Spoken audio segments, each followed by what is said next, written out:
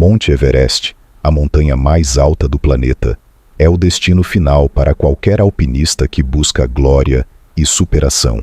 Mas esse sonho também esconde um preço alto. Cada passo rumo ao topo pode ser o último, e a linha entre o sucesso e a tragédia é tênue. Em maio de 1996, uma temporada de escalada que parecia ser apenas mais uma entrou para a história de forma sombria. O que deveria ser um triunfo se transformou em um pesadelo. Vários alpinistas enfrentariam as condições mais implacáveis da montanha, e nem todos voltariam para contar a história. Na década de 1990, o Everest não era mais apenas para os alpinistas mais experientes. O boom do alpinismo comercial abriu as portas para aventureiros de diferentes níveis, desde veteranos até novatos sem experiência em montanhas tão extremas. Guias experientes, como Rob Hall e Scott Fisher, lideravam expedições com o objetivo de levar clientes ao topo. Um negócio lucrativo, mas arriscado. Com tantas pessoas na montanha, os problemas eram inevitáveis. O excesso de alpinistas criava congestionamentos em pontos críticos, e decisões tardias poderiam ser fatais. No Everest, o tempo é um inimigo implacável, e naquela temporada, um erro atrás do outro preparava o cenário para uma catástrofe sem precedentes. Na noite de 9 de maio de 1996, os alpinistas partiram para a investida final ao cume. O plano era chegar ao topo pela manhã e iniciar a descida antes que o tempo mudasse. No entanto, atrasos na instalação de cordas de segurança prenderam as equipes por horas, desperdiçando um tempo valioso. O céu limpo e a falsa sensação de segurança fizeram muitos ignorarem o relógio. Enquanto os alpinistas lutavam para avançar, poucos percebiam que estavam ultrapassando o limite de segurança. O Everest parecia calmo, mas a tragédia já estava em andamento. O Everest não perdoa atrasos. Em 1996, uma série de problemas logísticos fez com que os alpinistas ficassem presos em uma longa fila perto do cume. As cordas fixas foram instaladas tarde demais, gerando um congestionamento mortal. O tempo perdido colocava todos em risco. As regras eram claras. Quem não atingisse o topo até as 14 horas deveria voltar. Mas, movidos pela ambição e pela exaustão, muitos ignoraram essa recomendação. O resultado? Um grupo inteiro ainda estava no cume muito além do horário seguro, prestes a enfrentar o pior cenário possível. Sem aviso, uma tempestade brutal desabou sobre o Everest. Ventos de mais de 100 km por hora castigavam a montanha, enquanto a neve e a escuridão tornavam impossível enxergar o caminho de volta. O que já era uma descida perigosa se transformou em uma armadilha mortal. O frio extremo drenava as forças dos alpinistas. A temperatura caiu para menos 40 graus Celsius, e o oxigênio rarefeito fazia a mente e o corpo falharem.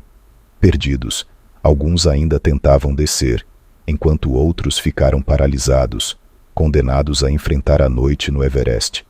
Rob Hall, um dos guias experientes, decidiu ficar para ajudar Doug Hansen, que estava sem forças para continuar. Mas no Everest, a compaixão pode ser fatal. Presos na tempestade, os dois ficaram isolados, sem chances de resgate. Mais abaixo, Scott Fisher, exausto e desorientado, não resistiu às condições extremas. Enquanto isso, Beck Weathers, que havia sido deixado para morrer, surpreendentemente ainda estava vivo, mesmo enterrado na neve e com o corpo congelado. O tempo virou de forma brutal e inesperada. Rajadas de vento de mais de 100 km por hora atingiram os alpinistas, enquanto a neve pesada reduzia a visibilidade a quase zero.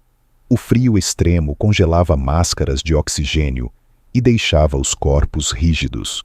O Everest agora era um labirinto mortal, onde cada passo errado poderia significar o fim. Sem comunicação eficiente e com a tempestade piorando, muitos se perderam no caos. Alguns ficaram presos próximos ao cume, sem forças para descer. Outros tentavam avançar, mas o gelo traiçoeiro os fazia cair. O que era uma escalada de conquista se tornou uma luta desesperada pela sobrevivência. A chamada Zona da Morte fazia suas vítimas. O ar rarefeito e o frio intenso cobravam um preço alto. Doug Hansen, que já estava debilitado, não conseguia mais dar um passo. Rob Hall, seu guia, se recusou a deixá-lo para trás, mesmo sabendo que cada minuto preso ali os condenava ainda mais. Mais abaixo, Scott Fischer também enfrentava sua própria batalha. Exausto e desorientado, ele se afastou do grupo, debilitado demais para continuar. O resgate nessas condições era quase impossível. O Everest mostrava mais uma vez que não perdoa erros. A noite caiu, e com ela, as esperanças de muitos foram congeladas junto ao Everest. Sem abrigo, sem oxigênio e sem forças, os alpinistas que ficaram para trás começaram a sucumbir ao frio aio. Alguns entraram em estado de hipotermia, outros simplesmente pararam de se mover. No acampamento base, as tentativas de contato eram frustradas pelo silêncio do rádio. Para os que ainda estavam vivos lá em cima, cada segundo era uma sentença. O Everest agora não era mais um desafio. Ele havia se tornado um cemitério congelado. No meio da tragédia, um milagre aconteceu.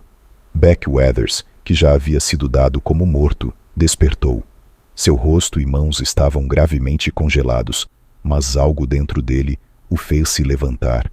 Sozinho, quase cego e sem oxigênio, ele começou sua descida. Cada passo era uma luta contra a morte. Enquanto isso, equipes de resgate subiam para salvar quem ainda estivesse vivo. Mas para muitos, já era tarde demais. O Everest havia reclamado 8 vidas naquela noite, uma das maiores tragédias da história do montanhismo. O desastre de 1996 foi um divisor de águas no alpinismo. Mudanças nas regras de segurança, melhor comunicação e planejamento mais rígido foram implementados para evitar novas tragédias. Mas o Everest ainda é o Everest, imprevisível, perigoso e implacável. Até hoje, os corpos de muitos daqueles alpinistas permanecem na montanha, congelados no tempo. Eles são um lembrete sombrio de que, por mais que o ser humano tente desafiar os limites, a natureza sempre terá a última palavra. A tragédia de 1996 mudou para sempre a forma como o Everest é encarado. Hoje, novas medidas de segurança, tecnologia avançada e regras mais rígidas tentam minimizar os riscos, mas a montanha continua sendo um dos lugares mais perigosos do mundo. Mesmo assim, ano após ano, alpinistas seguem subindo, atraídos pelo desafio supremo, conscientes de que, no Everest, qualquer erro pode ser fatal. E assim, a história se repete. A montanha segue imponente, indiferente ao destino daqueles que ousam desafiá-la. Alguns voltam para contar sua história, outros se tornam parte dela, eternizados no gelo, como lembranças de que, acima dos 8.000 metros, a verdadeira conquista não é chegar ao topo, é sobreviver para contar.